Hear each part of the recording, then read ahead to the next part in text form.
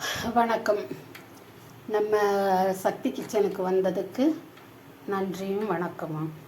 இன்றைக்கி என்ன செய்ய போகிறேன்னு பார்த்தீங்கன்னா, இன்றைக்கான சமையலை தான் உங்களுக்கு வீடியோவாக காமிக்க போகிறேன்.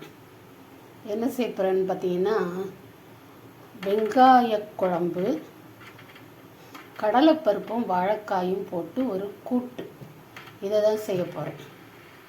இந்த நேற்று அழகர் நல்லா ஆற்றுல இறங்கிட்டாரா, அவர் காலையில் ஆற்றுல இறங்கினதோட நைட்டே ஜனங்க மஜா மஜா மஜா பண்ணு நான்வெஜ்ஜில் இறங்கிட்டாங்க. சொல்லுவோன்னு ஒரு எண்ணம் இருந்துச்சு, நான்வெஜ் ஏதாவது வாங்கிட்டு வான்னு சொல்லி பையன்கிட்ட.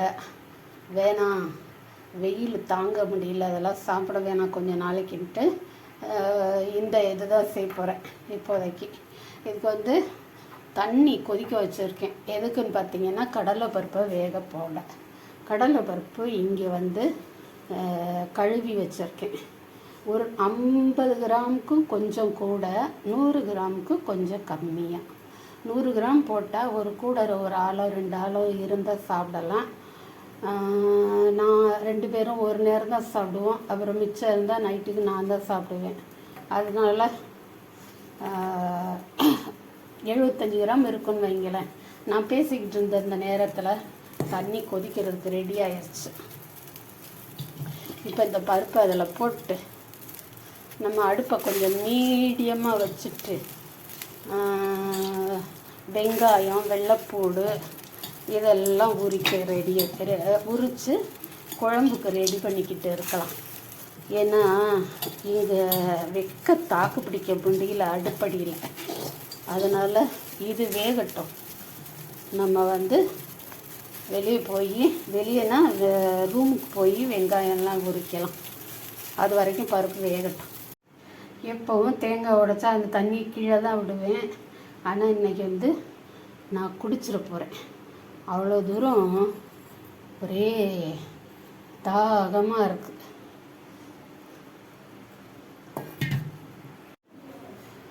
அப்புறம் பார்த்திங்கன்னா, அந்த கடலை பருப்பு வேக போட்டிருக்கோம் இல்லையா, அந்த கூட்டுக்கு வாழைக்காய், இதை நம்ம தோலெல்லாம் சீவிட்டு பொடிசாக நறுக்கணும்.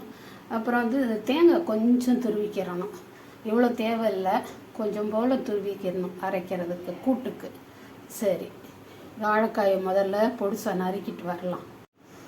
இப்போ பார்த்தீங்கன்னா, நான் அந்த வாழைக்காயை நறுக்கிட்டு வர்றதுக்குள்ளேயே இந்த பருப்பு பார்த்தீங்கன்னா அவ்வளோ அழகாக வெந்துருச்சு.